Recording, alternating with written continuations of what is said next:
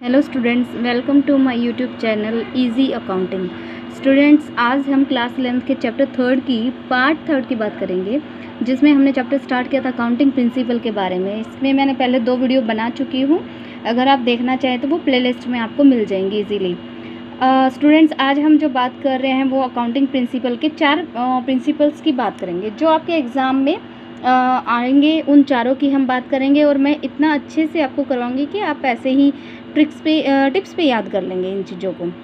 ज़्यादा डिफ़िकल्ट नहीं है, बहुत इजी है, बट इम्पोर्टेंट, बहुत ज़्यादा इम्पोर्टेंट है, इसलिए इसका ध्यान रखना ज़रूरी है कि अच्छे से आप समझें। फर्स्ट है स्टूडेंट इसमें बिजनेस एंटिटी प्रिंसिपल।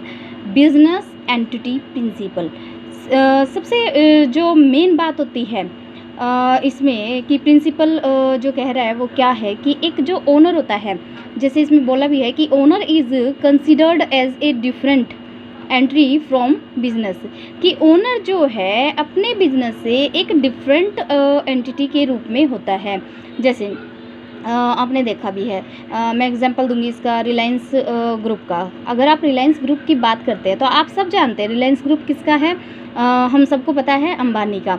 लेकिन क्या हम ये कहते हैं कि रिलायंस और अंबानी एक ही है? अगर ऐसा है तो हम रिलायंस नाम क्यों ले रहे हैं, अंबानी क्यों नहीं ले रहे, और अंबानी नाम ले रहे हैं तो फिर रिलायंस क्यों नहीं? मतलब ये दोनों चीज़ें जो है एक दूसरे से डिफरेंट है, यानी कि दोनों की अलग अलग एंटिटी है। कि जो ओनर होता है वो बिजनेस से डिफरेंट जो है एंटिटी बन जाता है। बिजनेस अपने आप में एक अलग एंटिटी है, अपनी अलग पहचान है।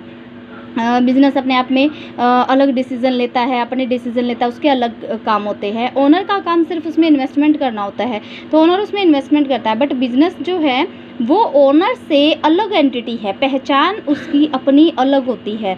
सेकंड है इसमें कि books of accounts of business as separated. इसकी जो बुक्स होती है अकाउंट्स की बिजनेस की, वो क्या होती हैं? सेपरेट। सेपरेट किससे? ओनर से।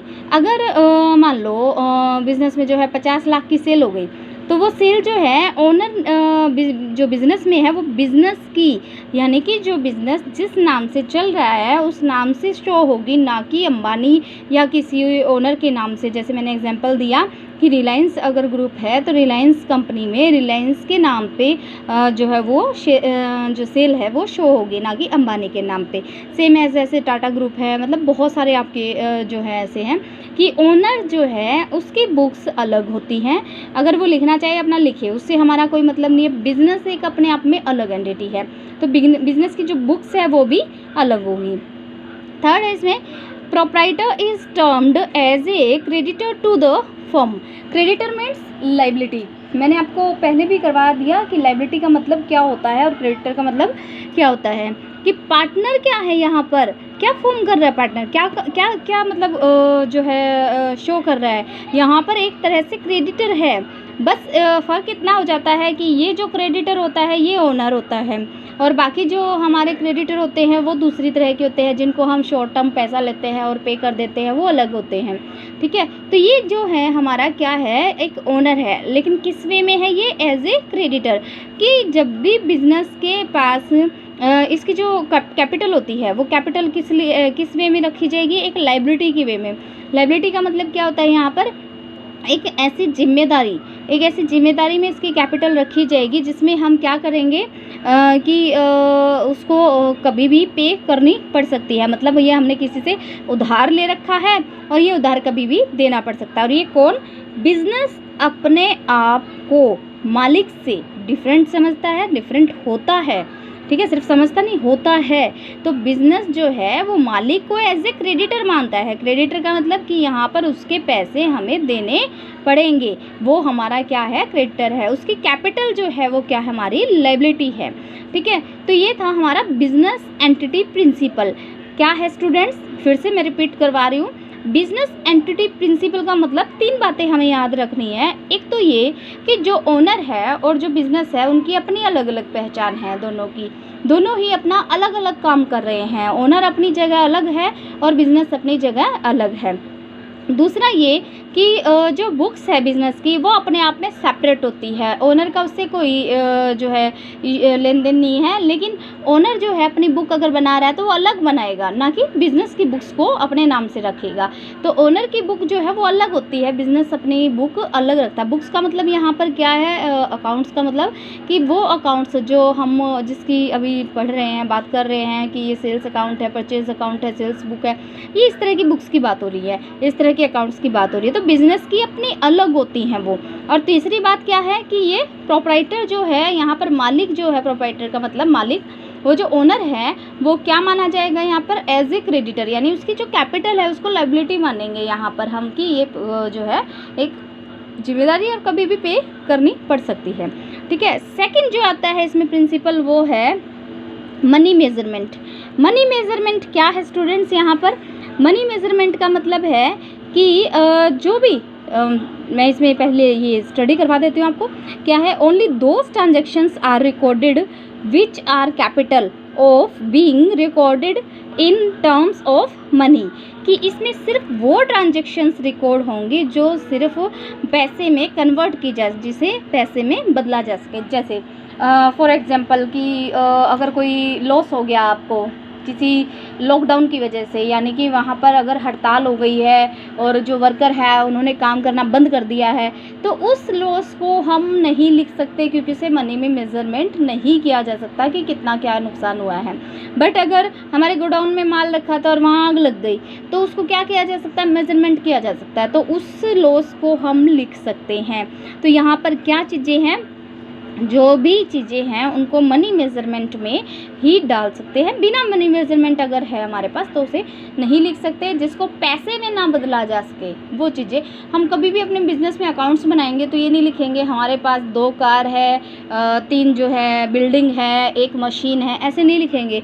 हम लिखेंगे यहाँ पर कि 2 लाख रुपए की कार है, या जो है हमारे पास 70 लाख रुपए की बिल्डिंग है, या जो है 20 लाख की मशीन है, यानी कि उसको पैसे में कन्वर्ट करके, पैसे में बदल कर हम उसे लिखेंगे। तो मनी मेजरमेंट यहाँ पर कंपल्सरी है। ये सेकंड प्रिंसिपल।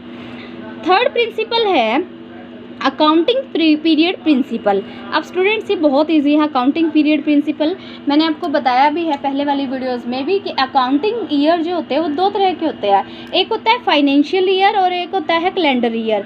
तो अकाउंटिंग जो पीरियड होता है वो क्या होता है, फाइनेंशियल ईयर मोस्टली यूज़ होता है, और कैलेंडर ईयर भी आप कर सकते हैं बट फाइनेंशियल ईयर ज़्यादा यूज़ होता है। अब फाइनेंशियल ईयर कौन सा होता है, 1 अप्रैल से 31 मार्च तक का, और कैलेंडर ईयर कौन सा होता है, 1 जनवरी से 31 दिसंबर तक का। अब क्या होता है इसमें है entire life of business is divided into small time intervals to find out the position of business. ये क्या कह रहा है कि आपकी जो बिजनेस की पूरी लाइफ है, जो कितना लंबे समय तक बिजनेस चलेगा, वो जो पूरी लाइफ है उस पूरी लाइफ को छोटे छोटे टुकड़ों में डिवाइड कर दिया जाता है। और वो जो छोटे छोटे टुकड़े हैं वो क्या होते हैं आपके इसमें उसको ये जो फाइनेंशियल ईयर की मैं बात कर रही हूँ, अकाउंटिंग पीरियड की बात कर रही हूँ, वो होते हैं। अब किस लिए किया जाता है इनको अकाउंटिंग पीरियड में, इसलिए किया जाता है ताकि आप कुछ समय बाद अपने जो प्रॉफिट है उसको जान सको, पोजीशन को जान, बिजनेस पोजीशन जो है, यानी कि आप अपना ये जान सको कि कितना प्रॉफिट आपने अर्न किया है 1 साल के अंदर, कितना क्या कमाया, कितना लॉस हुआ है, कहाँ कहाँ एक्सपेंसेस हुए हैं, ज़्यादा या कम हुए हैं, या फिर आपने किस तरीके से काम किया है, सही चल रहा है या नहीं चल रहा है, ये सारी चीज़ें आप इसमें करेंगे। इसके बाद जो है नेक्स्ट आता है लास्ट जो है फुल डिस्क्लोज़र। फुल डिस्क्लोज़र का मतलब होता है कि सब कुछ डिस्क्लोज़ कर देना। फुल मतलब संपूर्ण, पूरी तरह से। डिस्क्लोज़ मतलब प्रकट कर देना, यानी कि सामने ला देना कि आपके बिजनेस में अगर कुछ भी चल रहा है तो उसको आप दूसरों के सामने क्या कर दें, डिस्क्लोज़ करें, प्रकट करें, मतलब अपने अकाउंट्स में शो करें कि आपके यहाँ नुकसान हुआ है तो उसको शो कर रहे हैं, आपके यहाँ कोई प्रॉफिट हुआ है तो आप उसे शो कर रहे हैं। तो यानी कि पूरी तरह से डिस्क्लोज़ करना, प्रकट करना अपनी हर चीज़ को, अपने हर एक्सपेंस को, हर रिवेन्यू को, हर चीज़ को यहाँ पर क्या करेंगे आप, फुल डिस्क्लोज़ करेंगे। ये आपके 4 प्रिंसिपल थे। बिजनेस एंटिटी प्रिंसिपल, यानी ओनर जो बिजनेस से जो है अलग एंटिटी वाला होता है। मनी मेजरमेंट प्रिंसिपल, यानी कि हम क्या करेंगे, जो जो ट्रांजेक्शन्स पैसे में बदली जा सकती है उन्हीं को लिखेंगे। अकाउंटिंग पीरियड प्रिंसिपल, कि हम अपने बिजनेस के बारे में कि प्रॉफिट हुआ लॉस हुआ ये सब जानने के लिए time to time accounting period में उसका लेखा रखेंगे, यानी अकाउंट्स बनाएंगे, जैसे फाइनेंशियल ईयर या कैलेंडर ईयर में। एंड फुल डिस्क्लोजर, यानी कि हमारे बिजनेस में कितना लॉस हुआ है, कितना प्रॉफिट हुआ है, ये सारा हम डिस्क्लोज करेंगे। ओके स्टूडेंट्स, ये थे आपके 4 प्रिंसिपल जो आपको मैंने अच्छे से करवा दिए हैं। मे बी आपको बहुत अच्छे से लर्न भी हो गए होंगे, क्योंकि नाम से ही याद हो जाते हैं ये। अगर आपको फिर भी कोई प्रॉब्लम है तो आप मुझे कमेंट कर सकते हैं, मैं ज़रूर आपका रिप्लाई करूँगी। And thanks for watching me. Please like subscribe my channel.